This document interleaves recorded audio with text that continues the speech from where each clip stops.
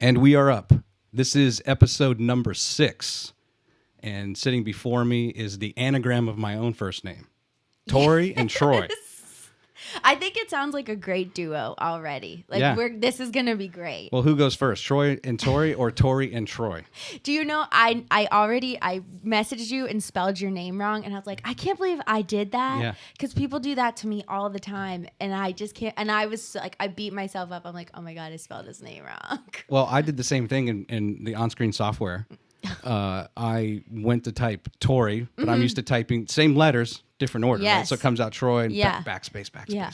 So Tory from 104.3 WZYP. Yes. Hi. Welcome. Thank you for having me. I'm so excited. Good. I actually have been very excited myself. What typically happens for me is, what do we connect about a week ago? Yeah. So it's usually a week out or 2 weeks out that I know a guest is coming on, and I'll think to myself, okay, we'll talk about this, we'll talk about that. But then as it gets closer, more stuff comes into my mind. I learn more about you. I do some research, and then I get to the point of, oh no, we can go for 3 hours. Like I don't know even, and then, where do you start and when do I put this in? But ultimately, hey, in long form podcasts, we'll get there. Yeah. And my style is certainly, there's a bunch of things and we'll get to all of them, but it won't be necessarily in the order that I thought. Mm-hmm. I'm excited because it's been a long time since I, within speaking for a living, have talked with another person and in a long form. So I'm always pretty quick on ZYP. I have 2 minutes or less, and it's just me. So I was thrilled. I was like, I get to talk to another person for an hour or so. So I was pumped. And you've had some of that in your career. Oh yeah, in your for duo, sure. and we'll get to that.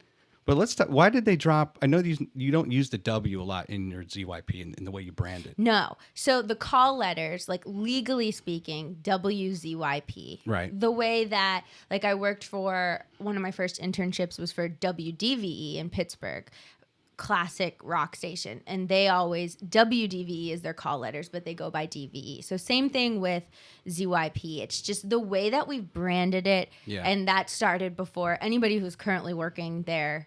Now, a lot of stations will do that. Some of them will keep the full call letters, but sometimes it's just the branding. It flows. It's just for recognition. So I always refer to it as ZYP, but then sometimes if I'm in a formal sense, I will add the W just for like legal purposes. So in part why I ask you that, have you seen Private Parts, the Howard Stern movie? I have in college. Okay. And I can't. I should go back and rewatch it though. The best part is when they're just trying to drive him nuts at WNBC. Yeah. And Paul Giamatti, I guess, is like the program director, right? And they come in and he's like, WNBC. He's like, no. You have to say it this way. Yeah. And it doesn't matter how he tries to mimic it; it's never right. So he's like, WNBC. So like, do you ever think about stressing on the Z, the Y, or the P? So it's not so much the individual letters, it's the order in Just which. the order, right. So it has to be 104.3 WZYP or ZYP, that was Ariana Grande. It could never be WZYP 104.3. Okay. It's like the order in which it's branded. So you can't really go out of order. It's not so much the ZYP. I guess I could emphasize different letters. I'm going to start doing that the rest of this week. Yeah, ZYP. ZYP. Or ZYP? Yeah. that was one of my, I haven't seen that movie in like 20 years. And that was one of the best scenes when you just can't get it right. No, you're not getting it right. And it's the program director's job to, like, for all of us on-air people to be like, you got to do it this way. You got to do it this way. Like, they're the ones that have to stress, because we can get sloppy and not do that kind of stuff. So I think that interaction of the program director with Howard Stern being frustrated, I think all program directors could relate to that amongst their air talent, being like, you gotta say ZYP at the end of it. Like, you got to. So let's provide just a little bit of context. So you work at ZYP 104.3 middays, 10 to 3. What else, if you were to describe your job to our viewer, what's in that domain of what you do there? So I'm primarily, as you said, the midday host on WZYP. So you will hear me during the day from 10 a.m. to 3 p.m. in between your songs and a few times throughout the hour talking about what's going on in pop culture and things going on here in town and things we're doing at the station. I also recently have taken on assistant promotions director in my new title, which a few weeks in, so I'm still figuring out what that means, but I'm doing a lot of behind the scenes stuff as well. We're always getting ready for events, and it's a lot of behind the scenes and not as much sitting there listening to the music as I would like, but it's so much fun. I'm having the best time, and I just am really, really excited to be in Huntsville and at ZYP. It's such a heritage classic station. Everybody knows. Sure. So we'll get to that. But let's go back to Pennsylvania. Yes. Pittsburgh. Which suburb were you from? Mount Lebanon. So I'm in the South Hills. So there's the center, like the city of Pittsburgh, and then there's the North Hills and the South Hills. And I'm from a suburb of Pittsburgh in the South Hills called Mount Lebanon, Pennsylvania. Are you familiar with West Mifflin? Yes. Yeah. They're close. Yeah. Every girl I ever met at Myrtle Beach was from West Mifflin, Pennsylvania. And I kid you not, it could be like 3 years in a row. Yeah. Like, it was Pittsburgh week, apparently, every time we went down there.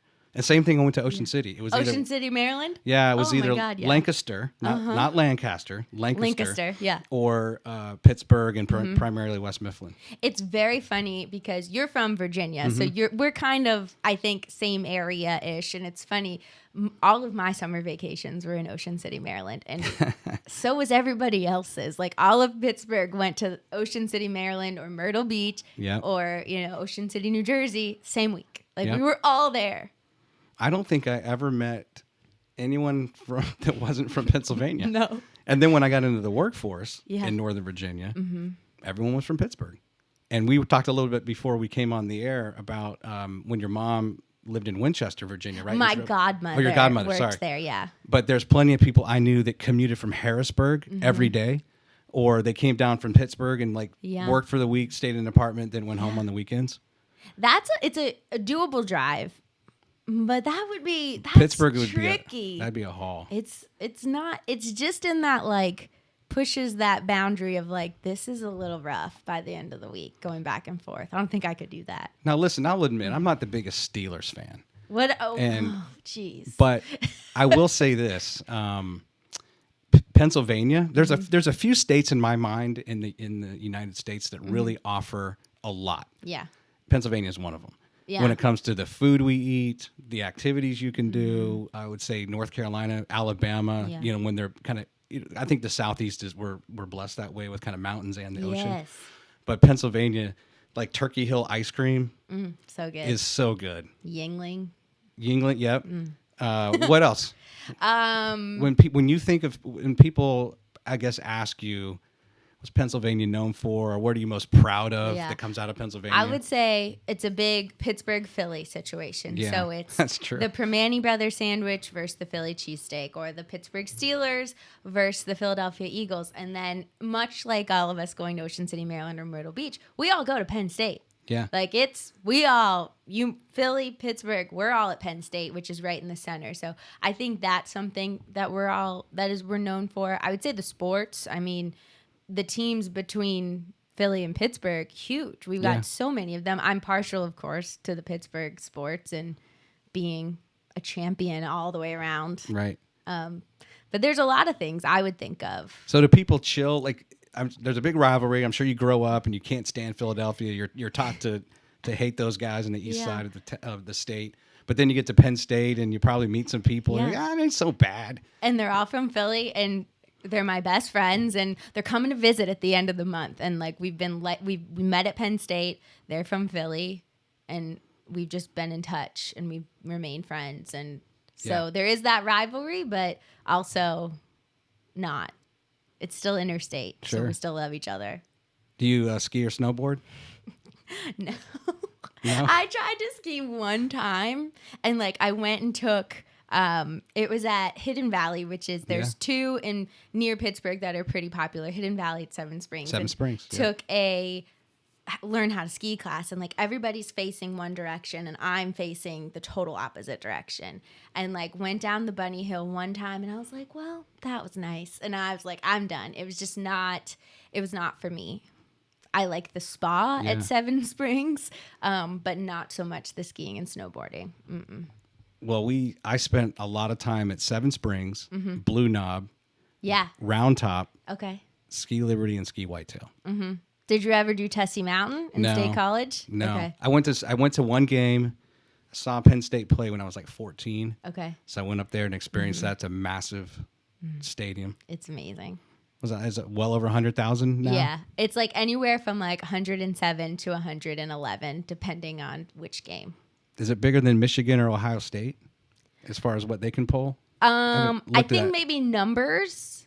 It might be different. I haven't kept up with that since I've been out of school, but I think at the time I was there, yes, it was the max capacity for like Big Ten. So let me tell you a real quick story about snowboarding. Okay. We're a big snowboarding family. Okay. So I go to Round Top in 1989, the 89-90 winter, and snowboarding was brand new, and the mountains didn't know what to do with snowboarders. So we show up, and they're like, you got to go to a class. You have to go to and learn. We have to assess if you're a level 1, a level 2, or level 3. So we spent all morning going to this class, which basically was they go to the bunny hill first, then go to the intermediate, and kind of get to a point where where you can't handle. It's like a swim test if you're allowed in the deep end. And then they like take your picture and they give you a badge, and you're like confined to certain trails. Okay. And then you'd go. I went out west, and same thing. I'm sorry, we don't allow snowboarding, or we don't allow snowboarders on certain lifts.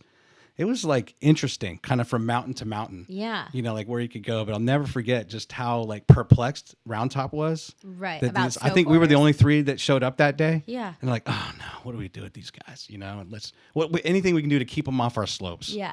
Which is weird because, and I only really have Seven Springs as kind of a reference. You see tons. Like nowadays, yeah. Both. Sure. Well, yeah, and then they would skiers. They didn't want you on their slopes, but then they wanted to start using your park, and then of course skiers like re-engineered their skis to be shaped, and now they're doing all the same stuff, right? Yeah. But I was there. I was at the beginning where it was not a warm welcome if you were a snowboarder. Right. It was brutal. That would be a strange experience to be kind of at the beginning of an activity that was not necessarily mainstream or welcome. Yeah, I lived it. So you had mentioned that you started in radio as a sophomore at Penn State. Yeah. Well, let's go back to high school. Okay. Sports, clubs. What were you doing in high school? I rode crew in high school. I was a rower, and it was the hardest sport that I think you could do. And I only say that because I have done it, so I'm sure everyone else playing other sports is like, no, football's harder, lacrosse is harder. But it was what I thought was different about it, it was a 3-season sport. So football, you're done in the fall. Yeah. But with rowing, we had a fall season, we had a winter season, and then we had a spring season. And then still all summer, they had us conditioning. So it was all year.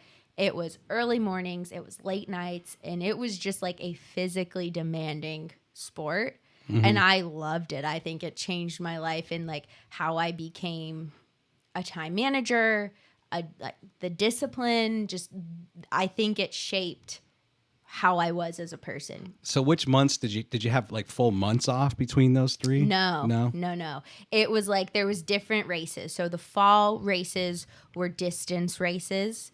And then in the winter, have you ever seen in Orange Theory, they have the rowing machines? Yeah.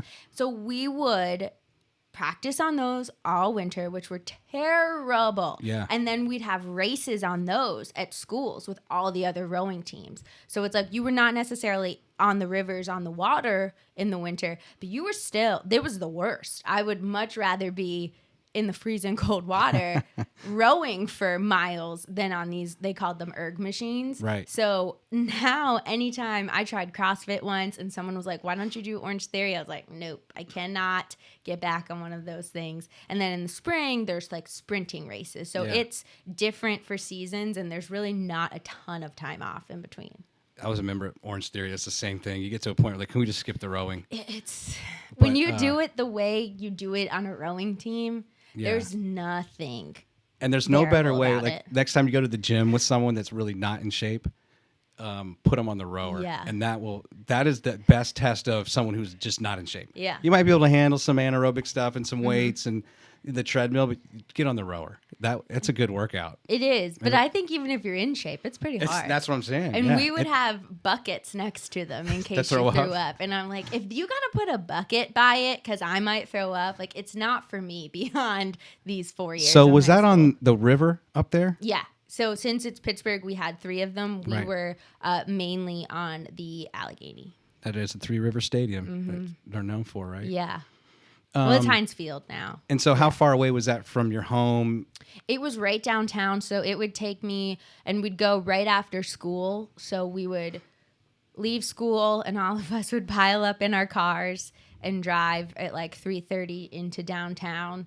And I think practice would probably start at like 4:30 or 5. Went till like 7 or 7:30, and then you'd schlep yourself back home, wet and gross, and start your homework. So it was a very demanding schedule. And at the time, I was like, this is really hard. But now as an adult, I look back and I'm like, that was really so crucial in who I became. Work ethic. Mm-hmm.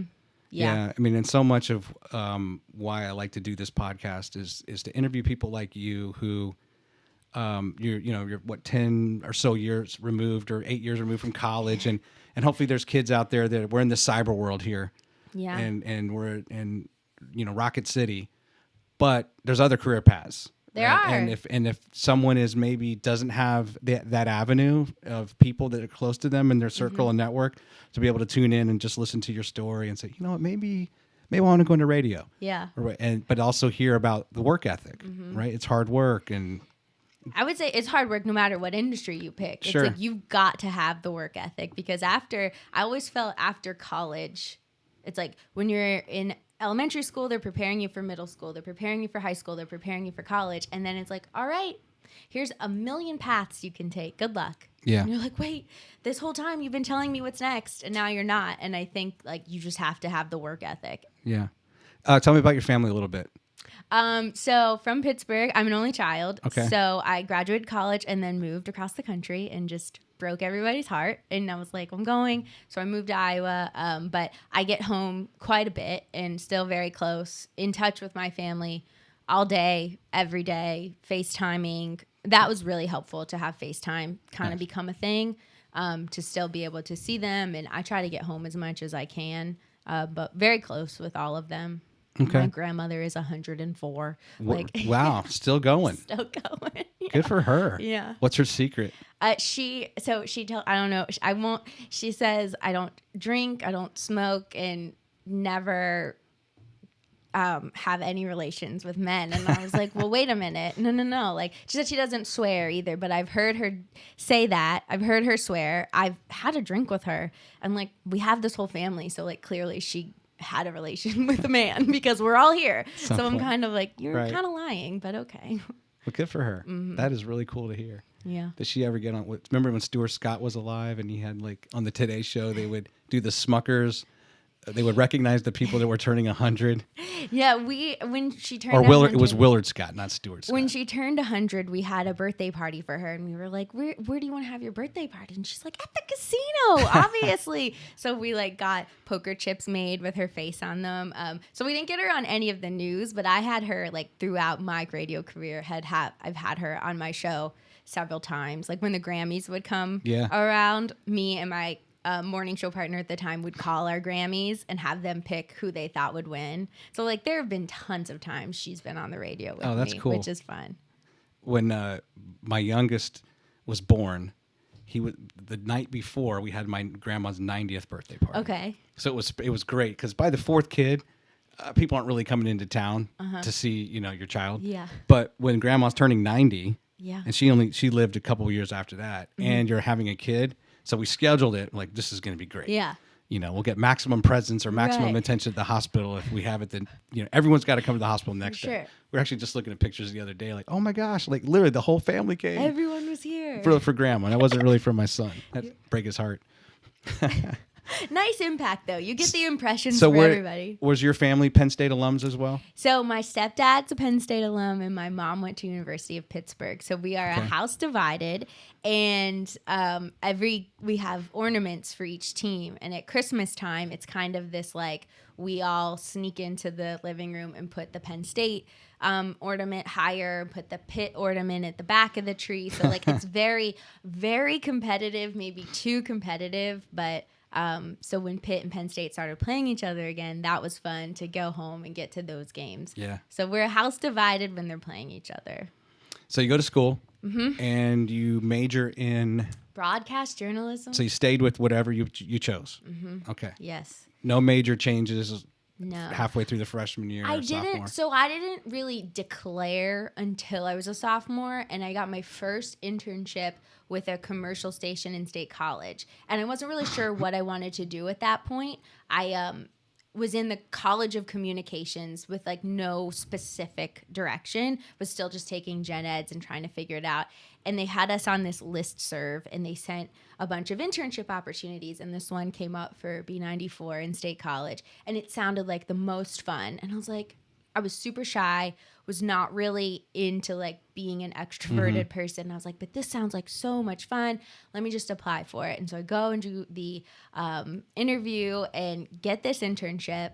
So I start this internship, and I was like, okay, well, if I have to work for the rest of my life every day, like I could do this. Like this, if this could be what I do every day for the rest of my life, I'm in. So then after that internship, I sort of focused on what I needed to do to best set myself up to do that every day. So it was kind of like internship, then got into my major. Was that the WOGI Froggy? No, that was in Pittsburgh. Okay. That was right after college. Okay. While I was looking for full-time stuff, I voice tracked overnights for Froggy, and they have to give you a frog name. And they were like, well, what do you want your frog name to be? And I was like, I don't know. Like, you can pick. So they made me go by Amphibian. So, like, I would be like, hey, it's Froggy. This is Amphibian. That was Luke Bryan, and he's going to be in town next weekend. And it was just so funny. It was still a great experience. Like, met the nicest people, added to my resume. But B94 was in State College, and it was WBHV. I think I might have gotten the call letters wrong on that. There's been a lot of stations. So when I was talking to Ricky in episode 1, he mentioned where he just wanted to be Ricky. He didn't want like another name that he'd have to remember. So Amphibian, I like that. That's clever. Luckily, that was very short-lived, and I got a full-time job and moved to Iowa. But it's funny because as I've been in this career, I find out that the names people are using are not really their names. Like, I'll see an email and I'm like, who is this? I've never met this employee. They're like, oh, that's so. It's like, nobody told me that I needed to pick a different name. I've just been using my real name. So it's funny, the people that decide. I think that's more of an older radio thing where you do a different name. Yeah. And that's got to be hard. I remember there was a Don and Mike were a big morning show in D.C. in the 80s and 90s. But Don's name was Mike in real life. And that's got to be really weird when your name is really Mike and then your co-host is Mike, but you're supposed to be Don. Right. And then when you're out and someone says Mike, like it's a very weird thing to have to remember. So, I love radio. And I want to ask you about something related to that later. We had the Grease Man. Howard Stern was there for a little while. Then Grease Man came in, the Don and Mike show. There's so many shows I've listened to, the Sports Junkies. Were you the same? Like, is that what talk to me about the passion or the desire you had to pursue broadcast journalism, and when did that start in your life? It started when I got that internship in State College it was called the Morning Zoo. And it was just like, now looking back, like, you could not have that type of internship. Like, they just sort of threw us in and was like, hey, good luck, run this radio show. Hence the zoo. And it was such a zoo, and there was like 20 of us, but it was one of those, throw them into the fire, they're gonna learn. Yeah. And I think I wish that everybody could learn the way that I learned. It was rough and gritty and unprofessional, but just the things I learned, and it was more of a get it done attitude. So I think I have carried that with like, just get it done. Like, what needs to happen, get it done. So once I got that internship, I felt like, okay, this is what I want to do. But then as I started to think about it, I'm like, I grew up in Pittsburgh with some of the coolest, best radio hosts that I so loyally listened to my whole life. So it had always kind of been weird to me that it never clicked until I was a sophomore in college. Like, I never even thought about that for a path as much as I loved listening to all of our radio stations. Like, even now I go home and I'm excited to hear them, and I've gotten to meet some of them and work with some of them, and I get like very fangirl about some of them. Like, oh gosh, like I grew up listening to these people. Now I'm working with them. Like, it was surreal to like make that connection finally. I want to talk about something in Pittsburgh before we get off topic. I got something prepared because you mentioned it earlier. Yeah. So I'm going to switch the software here. We're going to go to the internet. If you want to take a look there, that's actually a little preview of my new website. I really didn't mean to do that. No, that's good. Yeah, I actually Oh, my new website. Oh my, yeah. Funny, I accidentally stumbled onto this. Well, because the thing is, when it comes to social media. You know, I have stuff on Spotify. I have it on Anchor, and that stuff is good. It's almost like an automatic web page where it keeps it all. Mm-hmm. And YouTube is great. But if I put out just a clip, let's say, and I'm learning that people want to see stuff in their feed, right? Because we have no attention span. It's like 7 seconds. And your feed, you know, you're going through your TikTok if you're used to that, or your stories on Instagram, or your reels and all that.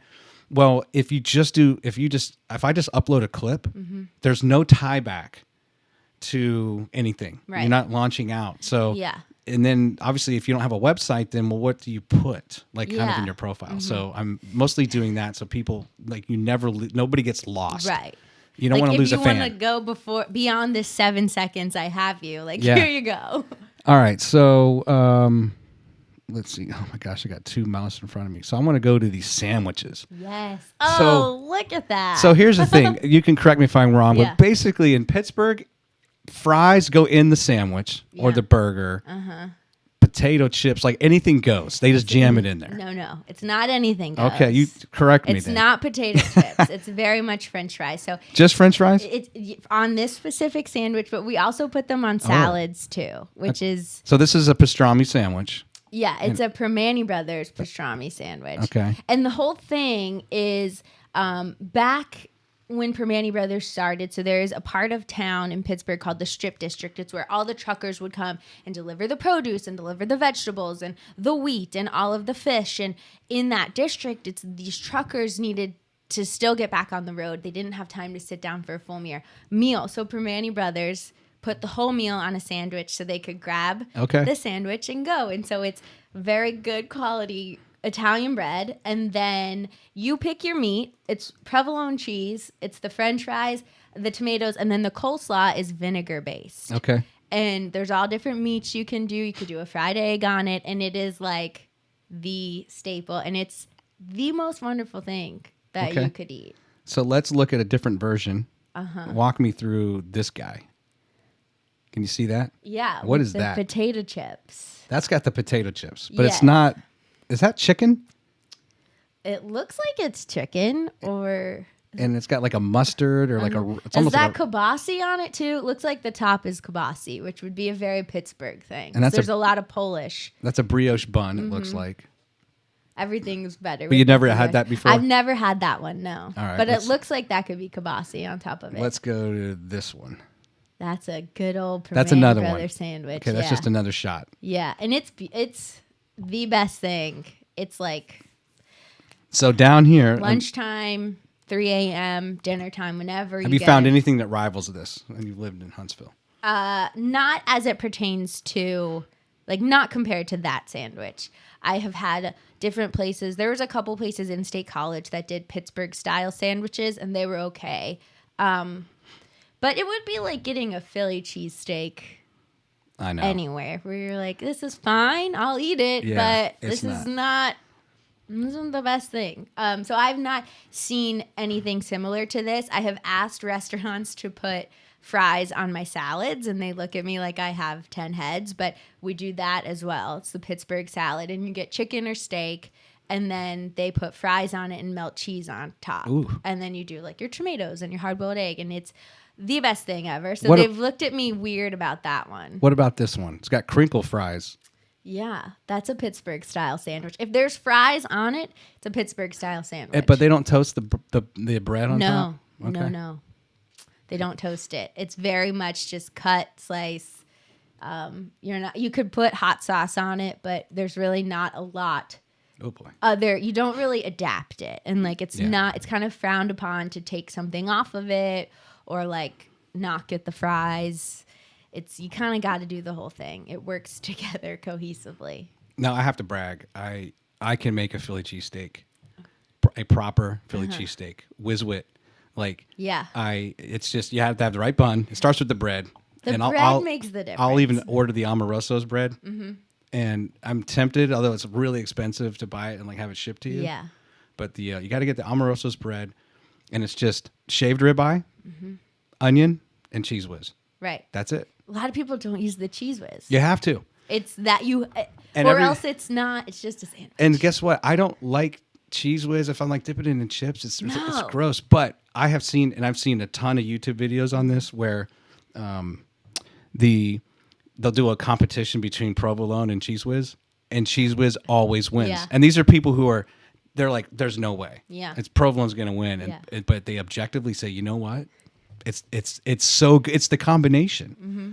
It's like I'm not really a coleslaw person, but I will always get it on my Pastrami Brothers sandwich because it's the combination. Now they do have you heard of Gold Belly? No. It's like this site where famous places like one of Ina Garden's cakes and one of the bakeries in New York that's pretty famous. Like if you have a famous item, Gold Belly has figured out a way to ship it globally across the country. So Pastrami Brothers is part of that, where you can order it and they will ship it to you anywhere, broken down for you to cook and assemble. And I've done that. And that's, if you can't be in Pittsburgh, that's the best way to get yourself a Pastrami sandwich. Okay. I like Gold Belly. Mm-hmm. Yeah. I'll check that out. They've got a ton of stuff about, like, I guess, Emo's Pizza in St. Louis. I think you can order that. So, like, the things that are famous for these areas that you can't get beyond those specific areas, Gold Belly has sort of taken that on and ships them in, like, their deconstructed form. Okay. I want to stay with the internet and stay with you being at Penn State. Yes. And you mentioned something to me, and I did a little research on it. And I don't know if I have the right year, but you tell me about the thon. Yeah, it's called the thon, right? It's called. We shorten it to thon, THON. But there's an official name, and I've been out so long that I can't remember the official name. But Penn State Dance Marathon, and it benefits Hershey Medical Center, their children's hospital, fighting pediatric cancer, much like what St. Jude does. And it is, and I'm just so proud of it, and I think any Penn Stater you meet would be proud of it, whether they were involved or not. It is the world's biggest student-run philanthropy, like in the whole world. And Penn State owns that. It's like inter-sorority and fraternity? It's sororities, it's fraternities, it's sports groups, it's clubs. It's like any organization at Penn State can be a part of it. So Penn State also has a lot of branch campuses like in Altoona and in Erie and all over the state, and they participate in Thon as well. And it's a weekend in February. It's a 46-hour, no sitting, no sleeping dance marathon. And it is, everybody focuses on it. That weekend, that's what Penn State is. That's what you do at Penn State. You prepare for it all year. You fundraise all year. And it is the most special experience that I think you can have as a Penn Stater. Look at this. So look at the screen. That's it. That's it right there, right? That was my year. And I danced in it my senior year. This is 2012. For my sorority, yeah. Did you say it was in February? Yes. Okay. So you really spent, by the time you get to school in August or September, or I would even before that, you're planning? You're starting, yeah. It's a whole year's worth of fundraising, and then it culminates in that weekend, and all the different colored shirts are the different groups, and each organization gets a Thon family, so a family with a child fighting pediatric cancer from little babies all the way to one of ours one year was a teenager and he was in high school. And so you kind of adopt this family and you visit them and you kind of really support them and you do things with them, you plan activities with them. And then Thon weekend, like they're there with you and they kind of say it is like a weekend for them just to forget what's going on and just to have fun and, you know, be with the Nittany Lion and all the sports teams come and, you know, public figures within Penn State and they have bands that are local to State College. Like it is just the whole town rallies around this event. So what is the percentage of students that participate in it? It's significant? It's 85% Wow. or more. It's very rare to find somebody who does not participate in some way, shape, or form. And I think that's pretty special that with how big Penn State is in State College, but then around the state, that 80% or more are participating in this one event. Well, and I would imagine it's 100% if you're in a fraternity or sorority, otherwise you're out, right? Like it's what we do. Right, and you're wrong. If you're not on board, you're wrong is kind of the thing. So that year you raised We did. $686,000, right? All the way down to the penny, 83 cents. It's a big deal.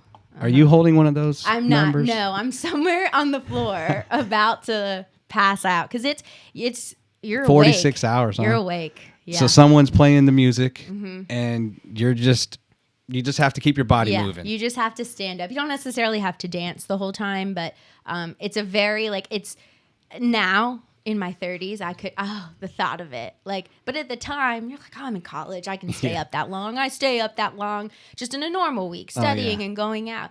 But the thought of it now just is it's very stressful. But I mean, I think I slept for 15 hours straight the next day. I bet. They don't let you drive home because you're in a very altered state, beyond drunk driving type of altered state. So you're not allowed to drive yourself home. And they take it very seriously and they're very careful about the safety of everybody. Well, I had no idea. Thank you for sharing that because it's really amazing because that's why kids go to college is to have experiences that has nothing to do with your academics, but it's the cultural part, the interaction, the brotherhood, the sisterhood. And that year, 2012 was rough for Penn State anyways. So that year we needed that more than ever. And it is by far one of the greatest experiences of my life. That's awesome. So I was thinking about, I love your resume in the sense of you've been a traveler. And if you were to look at, and I was thinking about the regions of the country, major regions, sub-regions.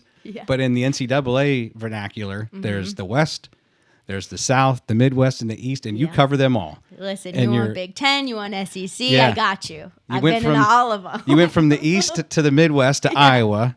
Yeah. And then you went out to California. Yes. And then you came back, and then you came to Alabama. Yeah. So let's go. You finish school, you graduate, and you get a job. Well, actually, when did the Sydney, Australia internship? Yeah. So I graduated from Penn State in May of 2012. And then I went home to Pittsburgh and I started looking for full-time jobs in radio. And that's a very tricky dance because you have to move. There's not a lot of them. So I knew I was going to have to move. So it was taking a long time. And I never went abroad at Penn State while I was a student because I had already started working in radio. And I stayed a couple of summers in State College and worked at this radio station. And I just never could. I didn't want to pull myself away from a fall or spring semester because of just the great time I was having at Penn State and working at B94. And so after I was done, I was like, that's the one thing that I didn't get to do by choice. But there's never going to be a boss of mine that's going to be like, sure, go take 3 months and go wherever you want around the world. I knew that was never going to happen. So I was like, if I'm going to do it, I have to do it now. So I found a program and did a postgraduate internship in Sydney, Australia. And I worked at a celebrity management company. They did marketing and PR, and they managed some smaller celebrities within Sydney and Australia. And it was I was the receptionist. There was nothing, but it was a good reason for me to justify doing this. And I have family in Sydney. So it was a really good fit for me to go kind of see the world a little bit, be abroad, meet this part of my family I had never met, and still get some work experience. Like I still needed it to be a productive trip. And it was just, I love Australia. Sure. And you said you had gone. Mm-hmm. You've been to Sydney, right? Yeah, I've been to Sydney and Canberra. Oh, okay. All right. Were you visiting for vacation? So I went on a work trip, but if I'm going to go that far, I'm going to enjoy it. Yeah. I took my golf clubs. Okay. Is there good golfing in? So I played at the time, this is 2009, and I belonged, so in golf, right? I don't know if you're a golfer, but if you belong it's to like on my list of things I'd like to learn. If you belong to a country club, you can essentially get onto any other country club in the world. And you bring a letter from your club that says, Mr. Bai has an official USGA handicap, and he's current on his dues, and he's otherwise a good citizen.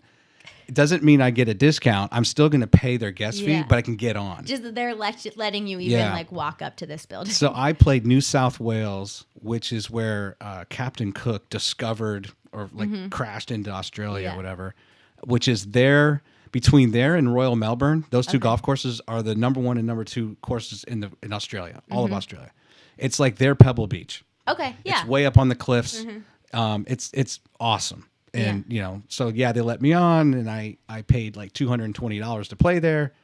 And they gave me a pair of like white socks and like this little like gift bag. It was strange. Like you can have these, but they had New South Wales. I still have them. Yeah. Those are good souvenirs. Yeah. So I played golf there. I mean, that's, if you're a golfer, you just I want to play Pebble Beach at some point, right? I've played Tory Pines. I've played Bandon Dunes. Yeah. And, you want to play Sawgrass. I've played most of the trail here in Alabama, which is some of the best golf you can play anywhere. And then when I was in Canberra, I played 3 times over there, and just in and around this conference. Yeah. And I was there for like 10 days, and I did Manly Beach. I liked Manly. That was one of my favorite places within Sydney. Bondi was good. One of the first times we went to Bondi, and this is like I spent my summers at Ocean City, Maryland, right? Yeah. The biggest threat I had was maybe a jellyfish washed up on the beach. Or several jellyfish. Right, or several, like on a good year, a lot of jellyfish, right? And you're like, oh, cool, look at all these jellyfish. So the first time I'm at Bondi Beach, you see these helicopters like every half hour go through. And then you have the people that are from there go, oh, yeah, that's looking for sharks. I'm like, I beg your pardon? Like, are you serious? And they're like, oh, yeah, that's just, it's fine. They'll let you know if you have to come in. Oh, because there's a shark, you'll let me know. So it was just so, like, just the species. You'd rather not know. You'd rather think they're just, know. There's like a traffic accident or something. Yeah. So, but I liked Bondi. I liked Manly better. Manly seemed a little more, like, local. Yeah. And, like, I liked the restaurants there. Yeah. Did you climb the bridge? Did you do the Sydney Harbor Bridge? I did the tour of the Opera House, but I didn't do the bridge. The Opera House was awesome, and I haven't met a lot of people that have been there, so I'm glad that we could talk about it. We went and so after I was done with my internship, my mom came, and we stayed for another 2 weeks because we thought, like, we're here. Like, I'm here. Like, you have to come, and we got to do this vacation. So we went and saw at the Sydney Opera House. The symphony did the score to Pirates of the Caribbean. Oh, so what they did was they put up a screen and you watched the movie, but the symphony was there and they did the live score. And I'm getting chills even thinking about it, but to see, because that's such a good score from Pirates. Oh, yeah. But then to see it in such an iconic venue and to like, it was bucket list moment. It was so cool. Are the acoustics that great? Perfect. They are perfect. And as you're kind of seem like an audio nerd, I love a good I hate when I'm in a venue and it's a bad audio. So like the Ryman in Nashville and the Opera House in Sydney, it's just like perfect. Did you take the tour and learn the story about the building of it? So I skipped the tour, and I will tell you why I skipped the tour. So the day that my group I was with for this internship was scheduled to do the tour, Ellen DeGeneres happened to be recording a whole show in Australia, in Sydney, not too far from us. And we were like, okay, me and my friend Sarah were like, do we go do the tour of the Opera House, or do we go try to be on Ellen's show and sit in the audience? And we made the decision to go on Ellen, to see Ellen's show. And it was a really cool moment. And then I ended up still going and seeing something at the Opera House. So it worked out for me, but it was a very hard life choice. Gosh, that's like a great hypothetical that I could have used in this show. Like, you know, what would you pick of these three things? Right. That story is amazing. It was a special experience. And then we stayed at the Four Seasons right on the harbor. And me and my mom were walking back that night from seeing the symphony. And I was like, Mom, that's Steven Tyler, like in our lobby. And she's like, no, that's not Steven Tyler. And I said, who else in the world looks like that? It's Steven Tyler. So we like got very brave and went up and we were like, hi, Mr. Tyler. And he's like, hey, what's up? And it was him, and he was so nice. And we talked, and he asked me about my internship and how I liked Sydney. And I said, what are you doing here? And my mom was like, he's here for an Aerosmith concert, like obviously. And he took pictures with us and was just so nice. And we saw him a few days like throughout our stay there. It was so cool. You know, to run into him there. When I was about to leave, I used to go to London a lot, and I went to a lot of shows, but I didn't think like in that trip I wanted to do like the golfing thing, and I spent my money on that. But I remember looking at it, and like Motley Crue or somebody like that was coming to play at the Opera House like 3 days after I left. I'm like, oh, that would have been awesome. That would have been sweet. I would have done that. It's one of those things like I'd love to go back, but when you think about how long it takes to get there. It's 2 days to get there. Well, it's interesting. I've in the tour, and then I think I talked to someone else about the Opera House, and you know, I'm sure Huntsville, any city, at some point wants to be like, so what are we going to be known by? Yeah. Right. If you go all the way back, like you know, and there's like the people who come in, and Australia was dying to be relevant on the world stage, and they wanted something iconic, some landmark, right? And they had this idea of this opera house, and let's do something that's never been done. And I think the story, I'll try to be really quick with it, but you know, they did this worldwide competition for design.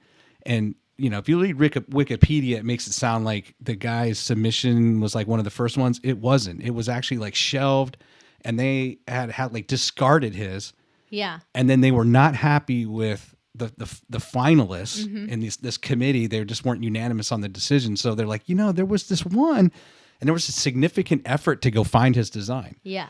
And then, of course, you know, it originally was supposed to cost, I don't know, $7 million, and it ended up costing $100 million. Yeah. And it took I would say worth it. It took 14 years rather than 4 years. And so, and he resigned, and it was a whole thing, and it almost bankrupted the city. And they like literally created, it was like engineering feats were accomplished in building the shells of the roof, because it had never been done. Right. And then you add the acoustics. Oh, yeah. Not only did they build the structure, they then made the acoustics perfect. It's like some sort of white birch wood or something they use inside, right? Yeah. Did you go to the opera bar? Which that is genius too. Let's make a bar right outside the opera house. Maybe. A glass of champagne at the opera bar is truly like the best moment you could have. I took 1 million pictures of it at night. Yeah. I know that. It's so good at night. And you're like, I don't have enough pictures of it. It's so good at night. But you didn't climb the bridge? No, I didn't do the bridge. But I did. I was so like, I must have sent everybody. Yeah. I'm in Australia, kind of like bragging. It's like the Facebook bragging. Like, I'm in Australia. Checked in at the Sydney Opera House. Checking in. I could talk to you. Yeah. I got so many stories. So, let me kick off your job in Iowa. Yeah. Let's go back to the internet. Okay. I'm going to show you a picture, and you got to explain. It's funny when I was watching past episodes, I'm like, what could you possibly pull up about me? I know. So I'm excited to see what it is. Here you go. You ready? Yeah. Boom. Oh, that's me. There we go.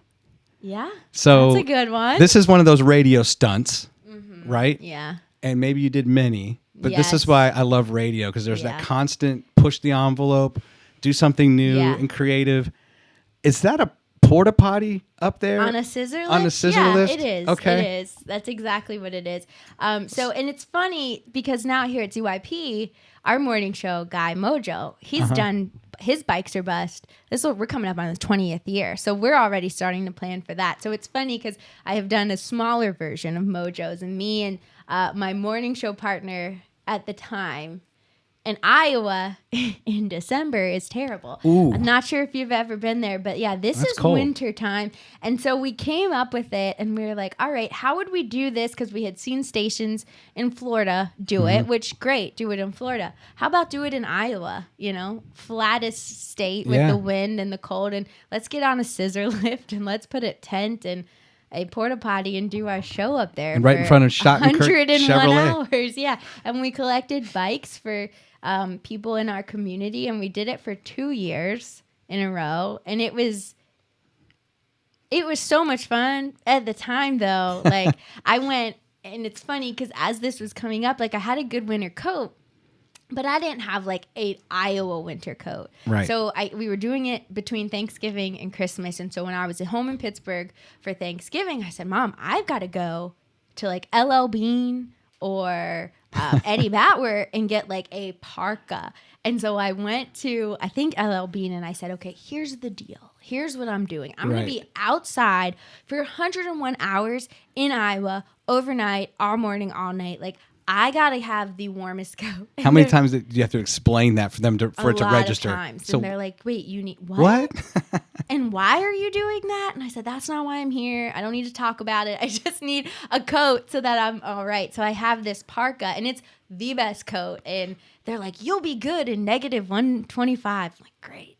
Hopefully we don't have to test that. So we would do our morning show up there. Now, I did not sleep up there. My morning show partner did. He slept up there the whole time, never came down. Logistically, we needed somebody on the ground. And then I was like, well, like, if I'm not going to be up there, I don't need to sleep there. So I didn't sleep there overnight. I went home. But he'd lower it down for me in the morning. I'd climb up there with our coffee. Like Bear Grylls. Our breakfast burrito with my parka and my hat and my layers. And we'd do our whole morning show up there, and then we'd broadcast throughout the day. So that was like... Did anyone find out, like, this is a scam? You didn't spend time up there? No, because he did. So, like, one of us was up there constantly, never hit the ground. And it was very windy. And if you've ever lived in a very flat state, like, the wind just cuts through you. And so the scissor lift at one point, I mean, it is going back and forth. And our boss is standing there with his hands on his hips looking up. And he's, like, Googling, like, at what wind speed does a scissor lift knock over? Like, it was very fun. And I'm sure not... legally, we could not do it now in Iowa, but it was a cool radio shtick to do. So let's jump to coming to Huntsville. We'll brush over California. We'll talk about that the next time. Okay. But in principle, I think in California you might, or was it in Iowa where you were actually kind of more of a program director role or doing some production directing? I was the production director in Iowa for our 2 stations. And then me and my morning show partner went together to California and just took our show to a different station, bigger market, new experiences, just kind of thought, let's see if we can take this a little bit further. So I was production in charge of like making commercials and getting clients to come in and record their voices for commercials, that kind of stuff. And is that pretty common that no matter who the on-air personality is, everyone cut their teeth at some point behind the scenes and I mean, it's somewhat of job security too, right? Where you have to be able to kind of do everything. You have to. You have to be able to record and produce a commercial. You have to be able to run a board. You have to be able to do all of these things because it is a very ever-shrinking market. And, you know, they used to, in like the glory days of radio, have one person for all of these things. But now it's like you sort of have to know how to do everything. And I kind of always took the approach of, if I know how to do everything, I'm going to be very valuable to wherever I am, and that's going to be more job security for me. And I just never wanted someone to be like, hey Tory, can you go do this? And me be like, I don't know how to do that. So at some point I didn't know how to do it, so I would say, I don't know how to do that, but I'm happy to learn, like, if you'll show me, so that in the future, like, I just felt it was very important that when I was being thrown new things that I took the time to learn them, because then, you know, I was the production director in Iowa, and by the time I went to California and then here to Huntsville, they're sending me commercials to record and produce, and I haven't thought twice about it. I just do it. So you have to, and I think in a lot of industries, you never just do your one job. You have to know how all the other parts work. As a manager of people, the biggest pet peeve I have is, one of the biggest pet peeves, there's many, is, I don't do that. Right? That's not my job. Okay. I guess we need to have a discussion about this. Well, this also isn't your job now. Exactly. So let's talk about how you came across the job in Alabama. You moved literally all the way across the country from California to here. Yeah. What was that circumstance where you were looking for something different? Yeah. So I had always been a part of a morning show, and I was really blessed that, like, you kind of, like you had mentioned, cutting your teeth and kind of getting in. A lot of people in radio will tell you they started on overnights or they started on weekends. I had this very unique experience where I started in mornings, which is the creme de la creme of radio. That's just all I ever did. That's all I knew. That's what I loved, and it's still my favorite part of radio. But I always had worked with a morning show partner. In State College, I had a morning show host. In Iowa and California, I was with the same morning show host, and we were great. We worked well together. But then there was kind of I got burned out from waking up at 3 a.m. for 10 years, pretty much. You never get used to it. And I was like, I just really am getting tired. Like, I can't, this is harder for me to get up like this. And I thought I would also really not only get up, but be on. Right. And laughing. And then going to bed at 7, like, there was no social life. Like, when my friends were like, do you want to go out? No. I'm like, no, like, I got to go to bed. It's 8 o'clock. I can't meet you. Yeah. I have to go to bed. So there was a lot of different things where I was burned out. I had never just done it myself. And I was like, I really got to do this by myself. And if I could get a different shift to where I can still focus on work-life balance, that would be like, the last couple years, my focus shifted to being very much in a work-life balance situation, because I got into this habit of, I'm just gotta go, I gotta do more, I gotta grow more, I gotta get to the next station, to the next market. Like, I'm in and out of these markets. I gotta go. And then I was like, I just want to maybe not go. I just want to stay.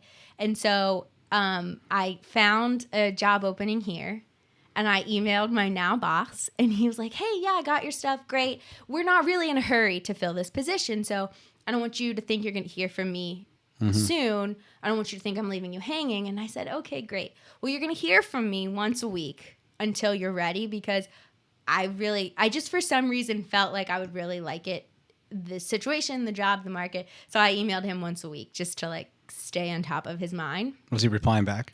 He did. Okay. A few times. Hey, got your stuff, still not ready. Like, yeah, great. And now that I know how busy he is, it must have been so annoying to get an email from me every week. And then I think there was a point, I think that was for a month. And then there was a point where he was ready to hire. So he reposted the job. And I was like, what? You're ready now? So I reapplied on a Friday, and I think I heard from him that next Tuesday. And then it moved very quickly at that point. But I mean, I had been kind of up his butt for every week for a month, just like, remember me, I want to work there. Was that some advice someone gave you? Like, hey, show them how interested you are. I think be really persistent. In my industry, one of the things I learned early on is a basic resume and a basic cover letter is not going to do you any good, because we're in a creative industry. And so if you're getting a cover letter, like, that's not interesting. So my cover letters were always very colorful and bright and not very formal or like in that, like, dear sir, madam, my name is Tory and I just graduated. Like, I didn't do any of that. And so then I sort of heard from different people throughout the industry, like, you got to really make sure they're seeing you. And so I hate a follow-up. Like, I hate to do it because I know they're busy. Like, I know everyone's busy, and I don't want to be that, there's like that borderline annoying where they're like, I'm definitely not even going to interview her. Right. But I, at some points for different stations, would find the program director's name. I'd send them a message on Facebook. I just never knew if the people I was sending my stuff to were getting it. And so I just felt like I had to, like, just make sure.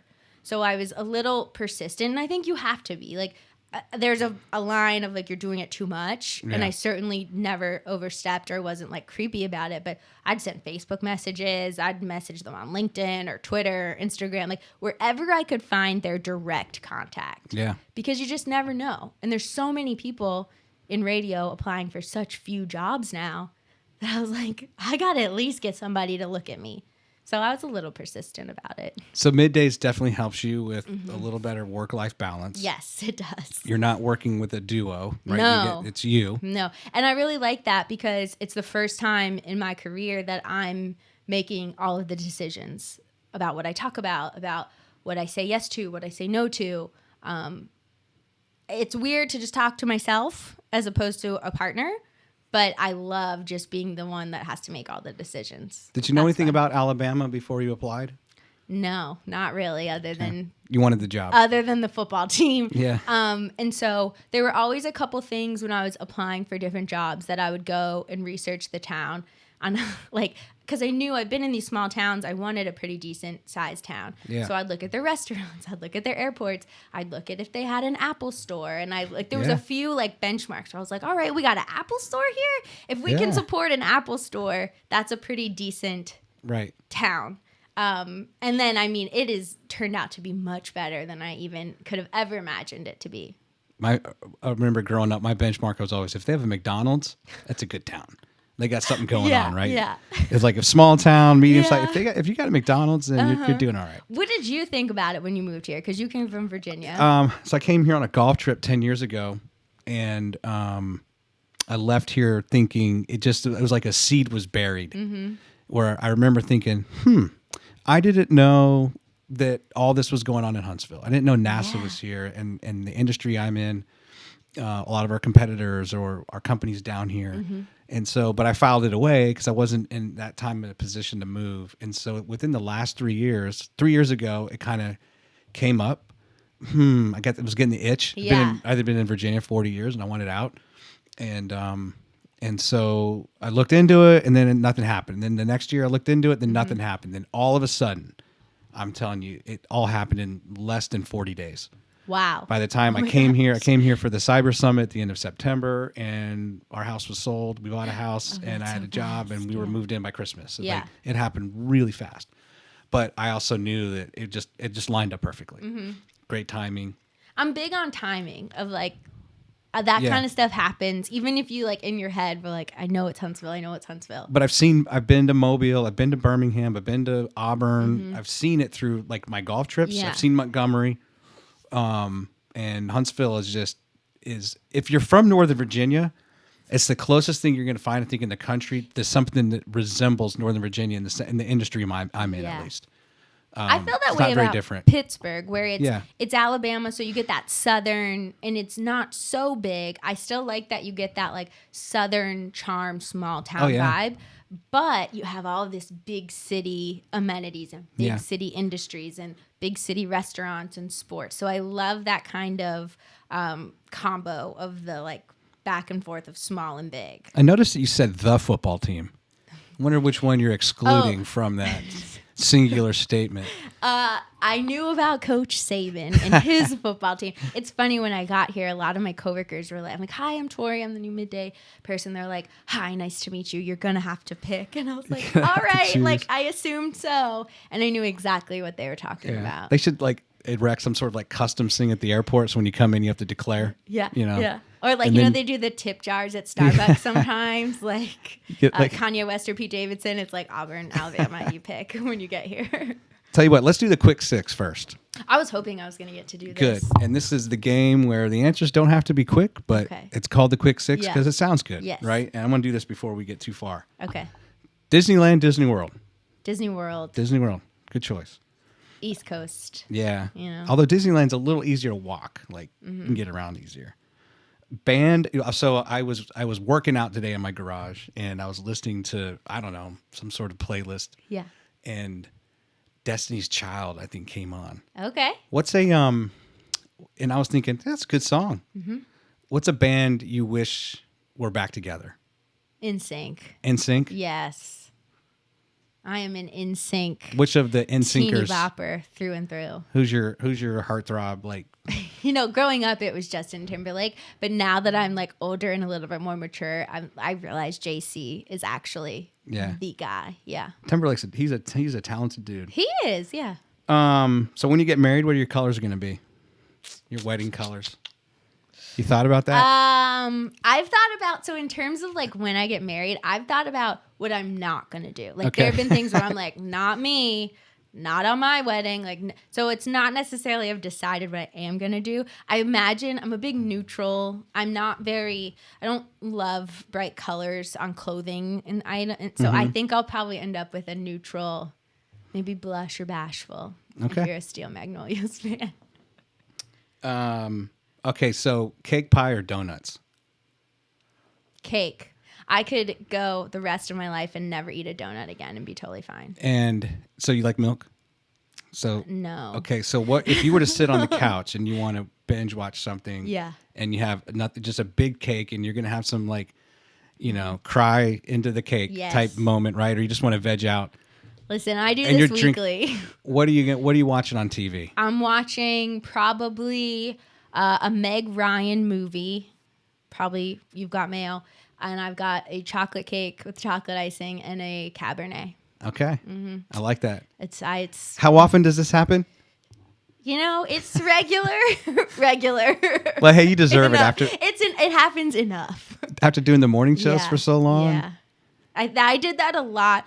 I was a homebody more when I was doing mornings, because by the end of the week, I think as an adult, by the end of your week, you're tired. Yeah. But by the end of a week of 3 a.m. wake ups, it's exhausting. Yeah. I never would go out. So how often do you get back to campus, Penn State? Not as much as I wish I could. I think the last time I was there, I was at the Pitt-Penn State game the last time they played in Pittsburgh. And then the year before, I was at Penn State for that Pitt-Penn State game. So the first Pitt-Penn State that recently happened, maybe 2016 and then 2017. So when you go back to campus... Yeah. And if you had someone with you, you're doing a tour, what's the first 3 things? I'm not going to just pick one. 3 things you're going to show this person, like, oh my goodness, I can't wait to show you X, Y, and Z. The creamery to get the ice cream, because it's the best ice cream in the world. We're going to Beaver Stadium, of course, and then probably going to my favorite bar. Okay. Probably to all of the bar areas. That's probably the 3 first off the top of my head situations. I think you can get Turkey Hill at Kroger.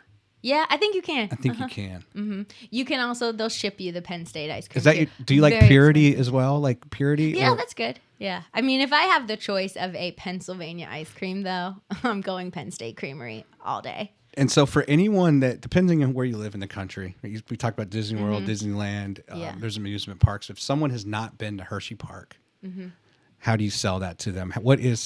Describe Hershey Park. So I've never been to Hershey You've never Park. been? No. Oh, that's a classic. So it's like being from DC. Yeah. But I've never been to the monuments. Right. I have been. I've done a Segway tour around the monuments before, and I think that was fantastic. That's the way to do it. Hershey Park's awesome because you get the amusement park aspect, plus you get to tour the chocolate factory. And so we have in Pittsburgh, our thing is Kennywood. Okay. So it's a local amusement park. And so for that, I would say you got to go get potato patch fries, and then you got to ride the Jackrabbit. Okay. Mm-hmm. I'm sorry to be presumptuous. No, that's fine. I think I'm a bad Pennsylvanian for never having been to Hershey. But I've lived here a few months now. We've already been to the Space and Rocket Museum, but I bet you there's plenty of people who haven't been. It's I'll get there eventually. I've been here almost 3 years. I haven't been there yet. Okay. I mean, I was here when everything was shut down. So I think I kind of missed. I feel like this is my first full year of activities. So I have not yet been there, but I'm in awe of driving by every day and seeing the rockets out. It's my favorite thing to drive by. Yeah, it's I hope we've done this twice where we moved once in Virginia when my oldest son was a junior in high school. Okay. And then you wonder how's this going to work out? Yeah. And he's going to be mad at us for the rest of his life. And then now we've moved where my third child is a junior in high school. Okay. And but I'm also, and I think we're good. I think everyone's is integrated and they like it. Okay. And but I wonder how much just moving here changes their trajectory on their career decisions. Now that you're exposed to a lot of different you go to things. Space Camp, it's right down the road or whatever, where we would have never even thought about that in Virginia. No, I would have never thought about that in Pittsburgh too. I think had I grown up here, I would have. A lot of my friends work for NASA and Boeing, and I'm like, I never even would have thought about doing that. But had I been here a couple years ago or before I was making a choice to be in radio, I imagine I'd probably be at Boeing or NASA or doing something similar to that. Yeah. So what are you gunning for now? I know it sounds like you're happy. Yeah. This is cool. Kind of heads down, just enjoy it. Yeah, and I hate when people are like, where do you see yourself in 5 years? Or what is your dream radio market? And I've never been one to kind of pick, like, it's got to be this town and it's got to be this size market and it's got to be this genre. I kind of just have been in a short term, like, I just want to be, you know, happy. I want to be sure that on Monday I have my job and I want to have the freedom to do what I want within my show. And I want to make friends and enjoy the town I'm in. And that's sort of where I am right now. So all of my other places, I had gone into them, like, I'm going to be there 2 or 3 years and then I'm going to go and find the next thing. And this was the first place where I was like, I'm not putting any timeline on it.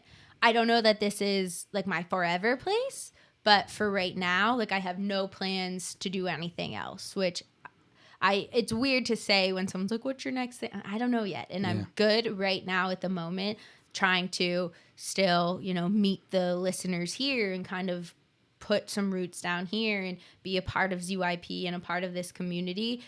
So I'm still trying to, like, do that here before I'm even thinking about what could possibly be next. I mean, and then tomorrow something else could come up where I'm like, oh, sure, well, I can't pass this up. But in my personal, like, the plan I have for myself, I'm kind of good right here for a little bit. That's awesome. Mm-hmm. So tell me a little bit about how you, in a 5-hour show. Yeah. And your Ricky was like, I can't listen to top 40 anymore. Yeah. I don't even listen to music. Yeah. It sounds like you're not like that. You still enjoy it, but so I like. What's a little bit of behind the scenes? Yeah. When, you know, you're playing songs and you're going to come in and come out. Mm-hmm. So the music wise, when I prefer country now. I've done both genres, and when I left pop, I was like, oh man, I'm gonna miss this top 40, but it'll be fine. And then when I left country, I was like, oh no, I'm gonna miss country. So, like, it's kind of switched, and I like most of the songs we play, but when you're sitting there every day, all day, and I'm there beyond that 5 hours. Oh, sure. So I'm hearing these songs so many times over and over again. So I like them, but I don't do much listening of those specific songs beyond me being at work. Right. I like to listen to country. I love James Taylor. I just love Kenny Chesney, Dave Matthews, like those types of, like, just not the, like, popular songs that are being played right now. And then some days I just drive home quietly because it's just, you know, and there's some songs that just don't ever do it for me. And there's some songs I get so excited about. It just kind of varies. But in terms of, you asked about just my show in general, I do a lot of prep. And I was thinking, because I was like, I just know, like, I feel like you're going to ask about that. And my day-to-day prep, I take a lot of care in what I'm going to talk about. But I've also been doing this every single day since I was a sophomore in college. So, like, what I do for prep might not look like what someone else might do, because I've been prepping for a radio show every single day, every single weekend, every moment of the day I'm prepping for a radio show. You're a pro. I think so. I've done it long enough, and I hate that sounds so arrogant. Like, I don't need to prep, because I certainly do. I'll write things every day. I write down things I have to talk about, things I would like to talk about, and some days I talk about everything. Some days I don't talk about anything. When I was with a partner, we did a lot of prep because we had to agree, and, you know, so here it's like, all right, what do I want to talk about now? Or what should I talk about tomorrow? Or, you know, something cool happened and I got to make sure I write that down. So I'm very much a prepped person, but I kind of just do it internally a lot now because I've done it every day. Is ZYP a Cumulus station? Yes. I just noticed that they just rejected a $1.2 billion offer for Cumulus. Oh, did they reject that? I didn't even know that. I just saw the headline. I just saw that someone even offered it. I didn't know that. I hadn't followed up. It's been rejected. Yeah. Let's talk about the psychology of real quick as we kind of get ready to close up here. I'm assuming you've got other places you'd rather be than talking to me. No, this is so much fun. I love this. I'm assuming there was some concern, right? When you move away, when digital media comes in and there's Spotify and there's Apple and everyone's got a playlist but yet radio is still there. Oh yeah. How often do you, I was just thinking about this today. Like, what is it about the psychology? I move here. Mm-hmm.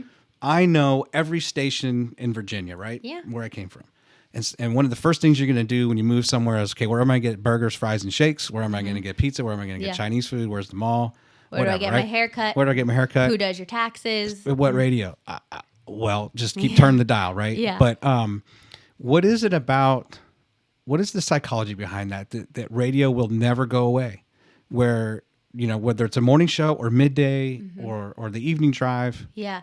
I think so. And I love a Spotify. I love iTunes. I love Pandora. Like, I myself will listen to those things. Like, sometimes you just need to have a mix of those things. But I think the thing that you don't get, and I think podcasting has changed that. So you can go and find a podcast about whatever you want and things you're interested in, and you can get that personality. But on a streaming Spotify situation, you're not getting the people that are in these towns. Like, you're not getting the host that is telling you about the new restaurant they just tried, or the pizza place they love, or the person who sold them their house, or you don't get that with Spotify. Right. And so I think the local aspect of it, and I think Cumulus does a really good job with letting us still be pretty local. And I think we're really fortunate at ZYP that we're all local. I mean, we're all live. We are all local, from morning show to me to our afternoons, which is rare to still have these people that are living in the town and still doing these live shows. So I think you're getting, and one of the things I always try to project to my listeners is, and I don't mean this in any type of arrogant way, I want them to know that they could run into any of us downtown. They could run into any of us, having pizza. They could run into any of us at happy hour. They could run into any of us at, these boutiques we have, and these great stores, and these events at Dublin Park, and, at all these stores. And I love being able to have them know, we're telling you what we're doing because you're doing it too. It's like the relatable, still that small town feeling. I personally try to still make it sound like this could be a major market in any city. But I think that's why radio is still going to always be there, and 80% of people still listen to the radio throughout the week. And then you have, of course, the practical weather situations and major news situations. If there's a storm coming through, which they often do, you've got radio, and radio doesn't go off, the way that your internet might. Yeah. You're still always going to have us to reference for things like that. So I think that's sort of why it's still always going to be there. I was listening to the Mojo show this morning. Yeah. And I was always a commuter. And I'm used to driving to the office. So I was thinking about the psychology of a listener, right? Like, one, we like to win stuff. Right. We want a free T-shirt, even if we're not going to wear it. We want the opportunity to say, I got a T-shirt, right? We'll go. If someone's giving out something for free, you're going to take one. Yeah. You're going to look around and see if you can take two or three or whatever. Yeah. And so there's that. I think people just enjoy like competitions and contests and calling in, but it's also building out relationship. Even though if I never meet you, it's a part of like my friend circle in a way, like, right? You know us. Yeah. Yeah. And you're part of my life, and people really latch on to that. Yeah. And I think they also, like, when you're talking about real life stuff that you're going through, specifically in the town you're living, those people want to call and be like, oh, I had that experience, or here's what I did in that situation. So they really like to be a part of it. And so it's like you're just talking to your friends. And it really makes it, I think, more authentic and more relatable. And I think that the people here really love it. I mean, anytime I'm somewhere and I tell them where I work, they're like, oh, we love Mojo. We've listened to Mojo for 18 years. And we have all these people. We were just at Panoply over the weekend. And so many adults were like, I just listened to ZYP growing up. I tried this morning to call in the mind bender question. Oh, did you get it? No. I like hung up because I was like, it's not going to be right. And I would have been wrong. Yeah. But, it's also funny to me when you're listening to it, it's a lot easier because there's no pressure, right? Yeah. Like, oh, I know that. How'd you not get that? But then when you call and you're playing the game, you're like, oh my gosh, like the pressure of it makes it a little stressful. Sometimes I'm so critical of people on the, name a game show, right? Yeah. And like Jeopardy. I'm like, how'd you not know? How do you not know that? Yeah. And when you're in that moment, that takes some skill to like, wait a minute, I'm on a game show and I got to like focus. Or I'm on live radio with the guy I've been listening to my whole life. Like it's a little. I used to win a lot of tickets or a lot of things on the radio, and I learned with these guys, the sports junkies up in DC, that like if you need to tell a story, I would practice it. Yeah. Because they have no time. Like you only have a few seconds before they just hang up on you.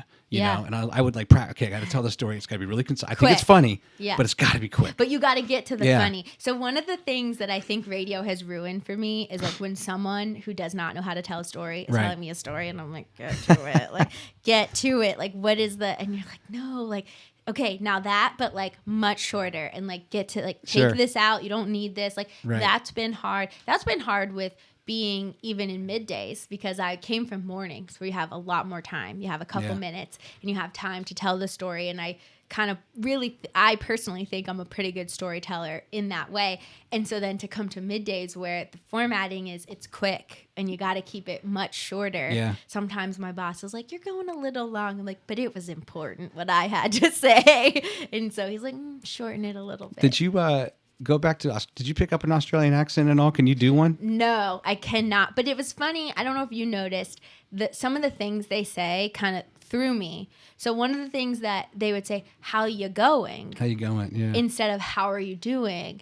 And I would be like, excuse me, I beg your pardon. And I'm like, I'm not going anywhere. Like, I just got here. Like that to me, and my family there was like, well, what do you call this? I'm like, we just call it sunglasses. They call it sunnies. Yeah. We just call it sunglasses. They call the trunk of their car the boot. Yeah. And we just call it the trunk. Like we don't have, I think there's probably, it would be. It's the British influence too. Yeah. It would be ignorant to say we don't have nicknames for things, because we certainly do, especially within different regions and locations. But I felt like we just more practically say exactly what it is we're describing. If you want to really offend Australian, you call them a pommy. Pommy? P-O-H-M. It was prisoners of Her Majesty. Because it was used as like like a Revolutionary War, right? Yeah. That's where they sent the prisoners. Like the whole island. Now, I did in Iowa. I had a few people come up to me and say, "You're not from here." Like they could just tell from the way I talked. They're like, "You're not from Iowa." I'm like, "No, I'm not." Weird that you could pick up on that. Can I tell you one quick funny thing? Mm-hmm. So when I went to play golf, I didn't want to play by myself. Yeah. So I get there. Luckily, there was this old man. He's a dentist, retired dentist, and we're playing. It's like the third hole. I've never been on a hole where I'm like looking around, like, where is the fairway? He's like, well, there is none. You just have to go over the trees. I'm like, okay. And we can handle that. But I'm like, well, that's got to be really hard for someone who can't hit the ball in the air. Yeah. So we like hit over these trees and we're starting to walk, and it's a little jungly. And I know there's poisonous creatures, right? Oh, like nothing but poisonous. Of like the deadliest things are in Australia. So I asked him, I'm like, sir, what kind of snakes do you have here? He's like, mate, the first type of snake, when it bites you, it'll kill you instantly. You just die right there. I'm like, oh my goodness. And it's gotten like, can we walk faster? And then I'm like, and the other type, he's like, well, mate, when it bites you, you get sick and then you die in the hospital. Slow death. Takes so a I'm like, longer. so if you get bitten by a snake, you will die. He's like, yep. Mm-hmm. Pretty much. Oh my! I was like, can we walk faster? Like, cause it was like like we're on this trail and there's just, brush and trees everywhere. Like, get me out of here. And then every time I saw a snake, I was like, all scared. Did you see a lot of snakes there? We saw a few.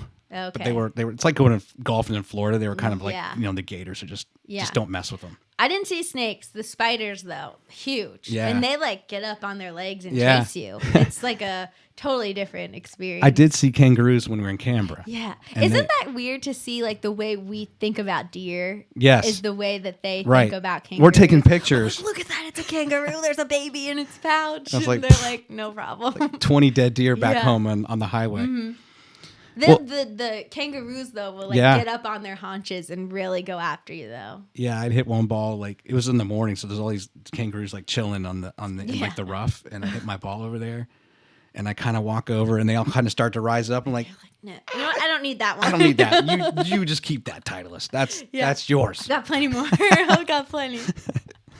Well, Tory, it's been a pleasure. It has been so much fun. Thank you for having me. Any final thoughts or questions for me? I would really love to come back and interview you because I'm someone, I was like, I don't know how to talk about myself because I just am the one that is always asking people. And I have all these questions about you. So I would love, if we do it again, to be the one that interviews you.